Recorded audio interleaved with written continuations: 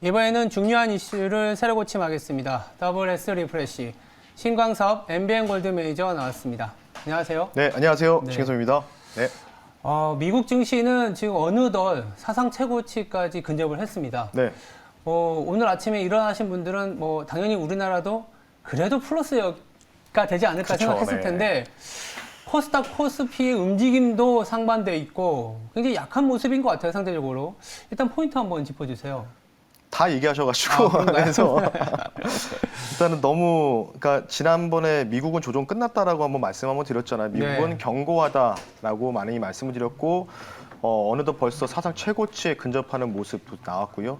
미국 이제 볼 수 있는 지표가 이제 그 Fear and Greed 인덱스 지표, 이제 CNN 쪽에서 이제 항상 나오는 참고 지표가 있는데 네. 이게 이제 과열이냐 아니면은 이제 과매도권이냐 이제 이 반향 시계 추가 과열로 진입을 했다고요. 52 정도, 53 정도까지. 벌써 그렇게 올라가 예, 버렸어요? 그러니까 사실 지난주까지는 한 30 정도 내외를 유지하고 있다가 맞아요. 이제 사상 최고치에 근접했다는 소식이 나오고 그러면서 이제 투심이 좋아지는 분위기가 나오고 있죠. 결국 이제 미국 같은 경우에는 12월 초까지 유예 기간을 좀 산정해 놨기 때문에 그때까지 미국은 큰 뭔가 뭐 재해 재난이라든지 뭔가 리스크가 발생하지 않으면은 계속해서 고가 갱신할 확률은 높다라고 말씀드리고 싶고요. 이제 우리나라가 왜 못 쫓아가느냐? 라고 말씀을 좀 많이 궁금해하시면 많이 말씀을 좀 드리는데 예. 결국은 실적이겠죠. 실적? 예, 이제 우리나라도 이제 3분기 실적이 이제 다음 주부터 본격적으로 이제 발표가 되고 그리고 이제 IR 또 많이 또 진행을 합니다. 그래서 네. 대부분 이제 11월 초에 많이 몰려 있습니다. 대형주 위주로. 그래서 지금 전반적으로 이제 그 증권사 레포트에서 상향되느냐 하향되느냐에 따라서 대형주들의 움직임이 조금 바뀔 수 있다라는 부분 여러분 참고하시면 좋을 것 같고요. 오늘은 정말로 그냥 재미없는 그냥 보합 정도 장세다라고 좀 보시면 좋을 것 같고 미디어만 다시 한번 강한 모습을 보이고 있는 장세라서 미디어는 최소한 못해도 다음 주 10월이 끝나는 날까지는 계속해서 이런 순환매 구조가 이어지기 때문에 그 관련된 부분들 참고하셨으면 좋겠습니다. 네, 알겠습니다. 참, 근데 애석한 게 아까 실적 얘기하셨을 때 어제 넷플릭스가 굉장히 좋은 실적을 낸 게 우리나라의 또 오징어 게임 때문이었는데 네, 우리나라가 잘 만들어서 미국이 사상 최고치를 찍고 있네요. 그렇죠. 참 그리고 또 우리나라는 유가의 노출도가 굉장히 높고 주요 국가 중에 유가가 높아졌을 때 환 압력, 즉 하락 압력이 높은 국가 중에 하나다 보니까 여러모로 미국하고는 좀 결이 다른 형태로 진행이 되고 있습니다. 네, 투자 식스팩을 담당했던 강성호 아나운서 자리했습니다. 네, 안녕하십니까? 안녕하세요. 네. 일단 오늘의 새로 고침을 좀 시작해 볼 텐데 어제 좀 흥미로운 사건이 있었죠. 네. 투자 시스펙에서도 얘기를 했지만 네. 비트코인이 물론 선물입니다. 현물이 아니고 선물이긴 하지만 프로쉐어라 그래서 미국의 이제 ETF 운용사가 티커가 보니까요 BITO 비토 그래서 상장을 했던데 어제 보니까 거의 한 4.5% 올랐더라고요. 아무래도 비트코인 ETF가 상장되다 보니까 국내에도 그런 파급 영향이 있는 것 같은데 어떻게 보세요? 앞으로의 전망도 있을 수 있고 관련주까지 좀 움직임이 포괄적으로 확산이 될 것 같은데 한번 짚어주세요. 일단은 드디어 출범을 했죠. 예. 말도 많고 타노가 작년부터 사실은 계속 준비를 했었고 맞아요. 미국 쪽에서도 CME 거래소도 계속 진행이 됐었던 부분이고 ETF가 드디어 이제 1차적인 성공적인 데뷔를 했고요. 그래서 실제로 코인 시장도 이제 비트코인이 메인 코인이다 보니까 뭐 이더리움이라든지 파생제에서 나왔던 비트코인 캐시 못 가는 경향, 오히려 빠지는 경향이 좀 나왔다라고 보시면 좋을 것 같고 뭐 엄청 올라갔죠. 비트코인도 마찬가지로. 그래서 오늘 같은 경우에는 이제 비트코인, 그러니까 저는 이제 개인적으로 비트코인 자산이 어떻게 될지는 아무도 모르지 않겠습니까? 그렇죠. 그래서 어느 정도 저는 개인적인 사견인데 요거는 이제 포트폴리오, 그러니까 뭐 국내 주식이든 미국 주식이든 뭐 채권이든 금이든 간에 비트코인은 포트의 1% 정도는 그래도 보유하고 있어야 된다. 이렇게 좀 보시면 좋을 것 같고요. 그래야지만 뭔가 내가 뭔가 이제 비트코인 장세가 나왔을 때 주식시장이 조금은 가라앉지 않겠습니까? 약간 좀 이 선순환 구조기 때문에 거기서 소외받지 않을 거다라고 다시 한번 말씀드리겠고요. 어쨌든 인정하는 분위기로 가고 있는 것 같습니다. 미국 네. 시장에서도. 그래서 그런 부분들이 가시적으로 됐고 지금 제가 요거는 번외적인 얘기인데 요거는 이제 지금 이 비트코인 ETF 관련된 부분 출범을 했을 당시에 현재 지금 자산 2위 운용 운용사죠. 뱅가드에서 굉장히 적극적으로 밀어붙였다. 뭐 이런 얘기도 좀 들리고 있어요. 그래서 아마도 이제 세계를 주물럭거리는 이런 세계 1, 2위 자산 운용사들이 뭔가 이제 투자에 앞선다는 거는 당연히 이에 대해서 좀 전망을 긍정적으로 보고 있던 부분이 좀 주요하다라고 좀 보시면 좋을 것 같고요. 이제 문제는 이제 오늘 이제 우리나라 이제 뭐 거래소 관련주들이라든지 뭐 이제 결제 관련주들 지금 상승세가 뚜렷하게 나왔죠. 초반에 사실은 저는 요게 갭 뜨고 조금 좀 밀리지 않을까 생각했는데 물론 전반적으로 갭 뜨고 좀 밀렸었어요. 갭 뜨고 좀 밀렸는데 오늘 같은 경우에는 다날이라는 종목이죠. 다날이라는 종목이 좀 모멘텀이 또 섞여지면서 이 페이코인 관련된 결제 시스템도 부각이 되면서 계속해서 상승 탄력을 굉장히 강하게 유지를 하고 있다라고 좀 보시면 좋을 것 같고 예. 생각보다 지금 창투사 그러니까 지분을 투자했던 거래소. 그러니까 2017년도에 비트코인이 한창 이제 2천만 원 정도 근처 갔을 때 창투사 종목들이 굉장히 화랑이었거든요. 네. 근데 오늘 같은 경우는 창투사가 그렇게 빛을 보진 못했다라고 좀 말씀을 좀 드리고 싶기 때문에 생각보다 덜 간 것 같아요. 대부분. 그래서 보시면 창투사가 뭐 오히려 빠지는 경향. 물론 이제 그 전에 뭐 의기술 투자나 이런 종목들이 강세를 보였지만 오히려 좀 재료 노출로 생각하고 조금은 이제 매도 전략이 나왔다. 이렇게 좀 평가를 하고 싶습니다. 네. 일단 재료 노출이 됐고 이제 매도 전략. 물론 이렇게 항상 뭔가가 출시되기 이전에 이제 기대감이라든지 여러 가지 수혜 여부를 찾기 때문에 네. 종목으로 따지면 재료가 나오기 전에 강한 상승을 보이고 오히려 재료가 나오면 차익 실현이라든지 여러 가지 평가가 있다 보니까 뭐 실망과 내지는 또 안도의 그런 상황이 반복이 되는데 재밌는 거는 이제 비트코인이라는 부분들이 이제 실제 생활로 조금 더 들어온 것 같아요. 저도 사석에서는 뭐 2, 3년 전에는 코인 시장은 절대 양립할 수가 맞아요. 없는 네. 화폐 제도지 않겠냐라고 했지만 맞아요. 네, 이제 개인적으로도 뭐 투자도 해보고 거기다가 공부를 해보니까 그리고 더 중요한 이슈는 규제를 한다라고 하잖아요. 네. 규제를 한다라는 거는 제도권으로서는 인정을 하기 시작했다라고도 볼 수 있는 네. 거예요. 그래서 맞아요. 규제가 심해지면 심해질수록 되려 코인이나 비트코인의 어떤 수익률이 높아진 이유 중에 하나가 드디어 우리의 존재를 인정하기 시작했구나. 이렇게 또 보고 있는 거고. 일단 어떻게 보세요? 일단 우리가 뭐 비트코인 훈풍이라고 하지만 아까 이제 창투사 같은 것도 좀 말씀을 하셨고 네. 재료 노출이라는 얘기도 하셨는데 크게 보면은 이게 변동성은 있겠지만 자산으로서는 자리를 매김할 것 같거든요. 그러면 국내에도 관련주라고 할까요? 꼭 국내 아니더라도 이렇게 좀 눈여겨볼 만한 좀 기업 아니면 상품이 있지 않을까 싶습니다. 뭐 여러 가지가 있을 것 같은데 네. 근데 사실 ETF 쪽은 재미가 오히려 없을 것 같고요. ETF는 네, 오히려 좀 없을 것 같고 그러니까 굳이 하신다면은 아직 못 갔던 그러니까 오늘 같은 경우에 사실 이제 다날이라는 종목이 그걸 좀 보여주는 대목인가로 판단하는데 네. 예. 그러니까 이전에 이제 비트코인 ETF 출범 당시, 그러니까 출범한다는 기대감들이 사실 지난달부터 계속해서 나왔거든요. 이번에 한다, 어쩐다 이게 얘기 나오면서 부각이 되다가 그러면서 창투사가 조금 이제 올라가는 종목들은 또 올라가고 못 가는 종목도 못 가고 이런 경향이 조금 이제 각계 전투 경향이 좀 나왔었거든요. 근데 오늘 다날이 이제 뭐 싸이월드 관련된 또 테마도 엮여가지고 네. 같이 또 부각이 되면서 지금 24% 거의 상한가에 근접하는 모습을 보이고 있는데 마찬가지로 오늘 급등 나오기 전에 실제로는 전혀 비트코인 출범이라든지 이런 부분들 부각을 전혀 받지 못했다. 그래서 그런 거 봤을 때 오늘 좀 재밌는 게 있잖아요. 내일 이제 좀 다른 얘기지만 우주항공 테마가 사실 못 가고 있지 않습니까? 내일 누리호. 누리호인데. 네. 그러니까 뭐지 했는데 이제 싶은 생각이 있는데 어쨌든 오히려 저는 이런 생각이 들거든요. 오히려 우주항공도 마찬가지고 우주항공 얘기해서 좀 죄송하지만 우주항공도 오히려 누리호가 성공해가지고 또 정부에서 좋은 이야기 나오면은 또 오히려 올라갈 수 있고 약간 이런 식으로. 그래서 지금은 약간 좀 각계 격파장이다 이렇게 좀 말씀을 드리고 싶기 때문에 개인적으로는 아직 덜 간. 그러니까 결국 비트코인만 보지 말고 비트코인 제외한 창투사 업종들은 오히려 여러 가지 쪽에다가 지분 투자를 많이 해놨기 때문에 어쨌든 기다리면은 창투사는 반드시 저는 수익이 난다고 보고 있거든요. 좀 어려운 종목이긴 합니다, 창투사가. 하지만 그래도 굳이 비트코인 관련주를 내가 투자한다고 하면은 창투사라는 이 섹터가 그래도 저는 조금 이제 안정적이지 않을까 오히려 되려 이렇게 좀 조심스럽게 말씀 한번 드려보겠습니다. 네. 신광선 매니저는 이 비트코인 해서 창투사 쪽으로 얘기를 해주셨는데 네. 저는 앵커님의 의견도 좀 아, 저요? 궁금해요. 아. 어떻게 비트코인을 또 바라보실지도 궁금하고 만약에 네. 본다면 또 어떤 쪽으로 더 관심이 있으실지. 일단 뭐 저도 생각을 안 해본 건 아닌데 비트코인 자체가 뭐 직접적인 투자를 해도 뭐 되겠지만은 변동성이 워낙 심하고 아까 네, 말씀하신 맞아요. 것처럼 창투사 개념일 수도 있는 것 같아요. 창투사 개념인데 물론 미국에 상장되어 있는 기업이긴 하지만 미국. 이 ICE라 그래서 영어로 ICE입니다. ICE가 뭐냐면 거래소를 갖고 있는 기업이에요. 그러니까 NYS라는 이제 뉴욕 증권 거래소도 갖고 있지만 이 ICE가 뭘 갖고 있냐면은 3년 전에 벡터홀딩스라 그래서 디지털 자산 플랫폼을 만들었습니다. 네. 그래서 실질적으로 비트코인이나 이런 코인이 많이 거래되면 거래될수록 ICE라는 이제 그 종목은 수익이 나는 거죠.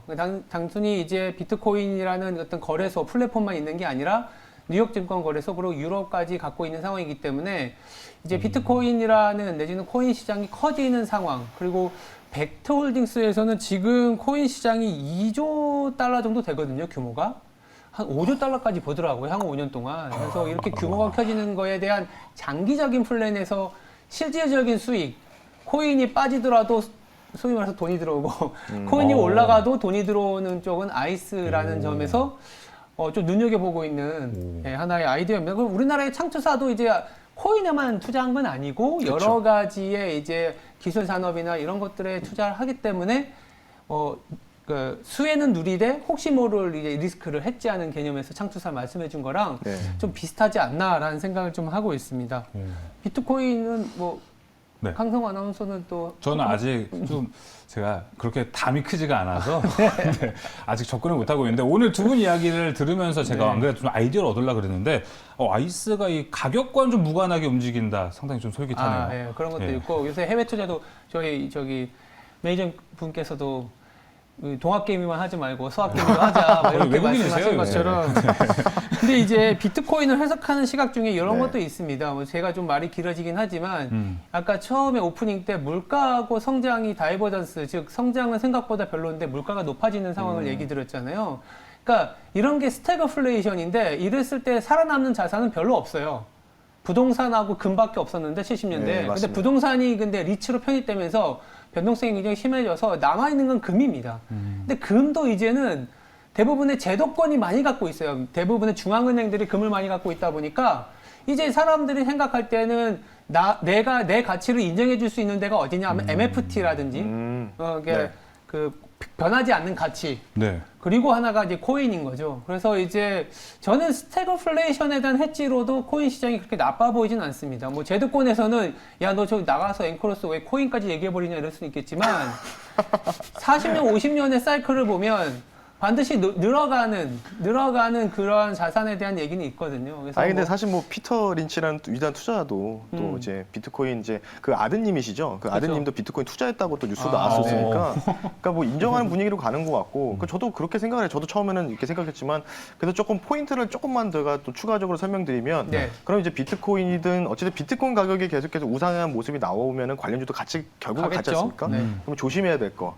지금 이제 내년부터 과세 얘기가 좀 나오고 있지 맞아요. 않습니까? 그건 그래서 있습니다. 과세 관련된 부분들이 일단은 지금 홍남기 경제부 총리께서는 문제 없다, 시행할 계획이다라고 지금 계속해서 코멘트를 다시 한번 언급을 하셨고요, 국감에서. 근데 지금 이제 대권 또 주자분들이겠죠.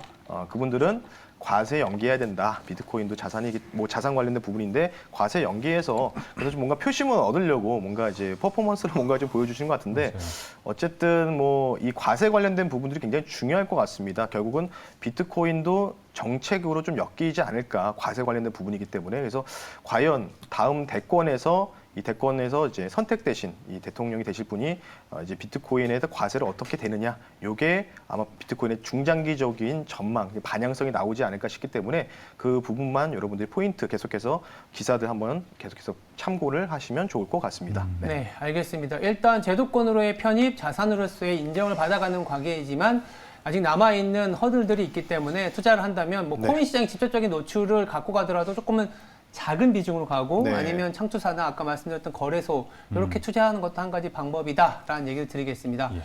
두 번째 새로 고침으로 좀 넘어가겠습니다. 싸이월드인데 싸이월드 하면 저는 지금도 계속 흥얼거리는 게 프리스타일 노래가 좀 생각나고 네, 그렇죠. 네, 수능 금지곡이 될 것도 같은데, 그러니까 그만큼 추억에 대한 그 기억에 대한 소구가 굉장히 강한 것 같아요. 뭐 20년이 지났는데도 벌써 그런 노래들이 생각이 나는 네. 거면 동접자가 높아지는 것도 그런 추억에 대한 소구도 있고 더불어서 최근에 오징어 게임이라든지 마이네임처럼 어떻게 보면 범 컨텐츠로서의 가치도 좀 늘어가는 거 아니냐. 확장성을 갖고 간다면 뭐 제2의 싸이월드를 통한 뭐 음원도 좀 될 수도 있고요. 예. 뭐 이제 나가야 될 방향성이 조금 많은데 일단 어떻게 보세요? 이렇게 컨텐츠로서의 순환매 아니면 싸이월드의 열풍 매니저분은 어떻게 보세요?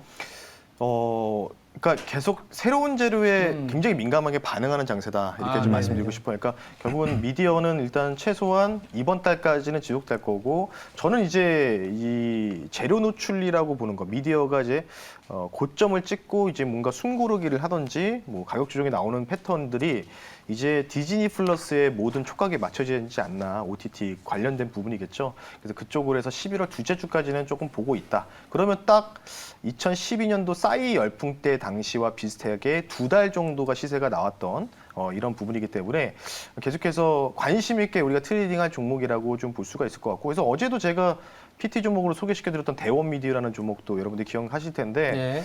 간단하게 그냥 리뷰하면서 좀 말씀드릴게요. 이 종목도 제가 이제 용갑 합체 관련된 부분이었고, 지금 이제 12시 기준으로 6.6%인데 지금 오히려 좀 더 가고 있어요. 오늘만 해도 지금 고가가 한 7% 정도 가깝게 상승이 좀 나오고 있고요. 네. 시총이 좀 많이 무거워졌죠. 이 종목도 많이 올라갔다 보니까 11월 4일. 그러니까 결국 한 일주일 정도 보자고 했는데, 혹시나 대원 미디어 가지고 계신 분들은 좀 리뷰를 좀 할게요. 간단하게.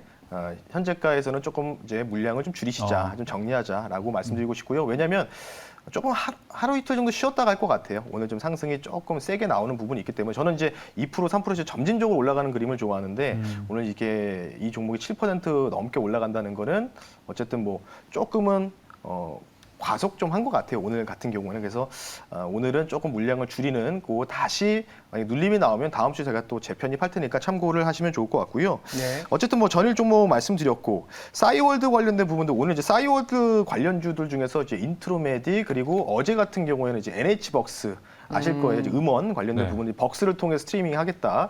이게 나왔기 때문에 상한가 같고 또 추가적인 상한가 또 지금 진행이 됐죠. 뭐 다날도 이제 결제 시스템까지 같이 붙으면서 진행이 됐는데 이 분위기는 당연히 계속해서 이어질 거다. 다시 한번 말씀을 드리고 싶습니다. 똑같습니다. 2012년도 당시와 굉장히 싸이 열풍 당시에 흡사한 구조를 갖고 있고요. 그리고 이제 요것도 마찬가지로 계속 말씀드리지만 인플레 영향을 전혀 안 받는 업종이죠. 당연히 이게 그렇죠. 뭐 이 직접재산권 관련된 미디어 컨텐츠가 무슨 뭐 구리 가격에 영향을 받겠습니까? 아니면 뭐 기름값에 영향을 받을까요? 전혀 없기 때문에 네이버와 카카오는 이제 아마 내일이죠. 내일로 알고 있는데 또 이제 내일 그 카카오 김범수 의장께서 국감에도 증인을 출석하셔가지고 좀 리스크가 산존돼 있으니까 예. 이쪽에 뭔가 조금은 집중하기보다는 좀 중소형주, 좀 가벼운 미디어 콘텐츠 쪽으로 계속해서 투심이 활발하게 이동을 하고 있다. 이렇게 좀 말씀 한번 드려보겠습니다. 아까 이제 대원 미디어 같은 경우에는 이제 리뷰를 좀 해주셨는데 네. 그렇다면 또 다른 또 미디어에 관련된 숨은 컨텐츠 관련주가 네. 있을까요? 그래서 일단은 말씀드리는 종목이 예. 대부분 이제 결국은 선택을 받으면 되는 거거든요. 그렇죠. 그렇게 안 움직였던 펜트하우스 관련주죠. 초록뱀 미디어도 오늘 좀 강하게 상승 나오고 있고 결국은 못 간 종목들 위주로 그러니까 2등주, 3등주가 1등주를 변모하는 과정이다라고 좀 보시면 좋을 것 같은데 네. 개인적으로는 말씀드리는 게 이제 SN 라이프 디자인이라는 회사 아실 겁니다. 뭐 SMCNC 뭐 이게 같이 연관돼 있고요. 이 회사 같은 경우에는 이제 디즈니 이 상표권을 갖고 있죠. 그래서 이 관련돼서 이제 디즈니 플러스 관련된 부분들이 어느 정도 조기적으로 우리나라에 잘 또 적응을 하면서 잘 런칭해서 확대만 잘 된다면 당연히 이제 그에 관련된 디즈니 수혜주로서도 부각받을 수 있는 가능성도 있고요. 그리고 인수합병 이슈도 있습니다. 그래서 이것도 이제 아마 제가 알기로는 이번 주 후반에 또 공시할 예정이기 때문에 SN라이프 디자인. 근데 대원 미디어는 좀 과속한 것 같아요 오늘 한 5% 내외로 움직여야 되는데 너무 빠르게 올라갔기 때문에 네. 나중에 좀 눌렸다가 다시 한번 가지 않을까 싶어서 한번 SN라이프 디자인과 대원 미디어 한번 말씀 한번 드려봤습니다. 네. 어제 PT가 과속하면서 진짜 알이 많이 베겼거든요. 알이 많이 베겨서 프로틴 수혈이 필요합니다. 프로틴까지 PT 종목으로 오늘 채워주신다고 하셨는데. 네. 네. 아까 제가 찬투사 말씀을 드렸잖아요. 그래서 이제 요게 약간 조금 이제 가상화폐 그리고 2차 전지 지분을 갖고 있는 또 회사가 있더라고요. 네. 찬투사 중에서. 종목을 한번 말씀드릴게요. 코드 번호 241520이고요. 인베스트먼트 회사입니다. DSC 인베스트먼트 회사를 실시간으로 한번 소개를 시켜드릴 수 있도록 하겠습니다. 뭐 뒤에 창투사라고 명시가 되어 있죠. 말씀 한번 드려봤고요. 지금 이 회사가 두나무죠. 업비트 거래소 아실 겁니다. 지분을 갖고 있는데 거의 지금 시장 가치가 20조 정도의 밸류가 측정돼 있고요. 현재 DSC 인베스트먼트가 초창기에 투자를 해가지고 지분을 지금 1.2% 정도 보유하고 있기 때문에 그러면 대략 한 1%라고 하면은 그에 대한 밸류 가치는 2천억 정도로 추산이 된다라고 말씀을 좀 드리고 싶고요. 당연히 이제 가상화폐가 중장기적으로 계속해서 고공행진한다면 반영을 받을 수밖에 없는 구조다라고 좀 말씀드리고 싶고 추가적으로는 이제 오늘은 이제 2차 전지가 좀 재미없죠.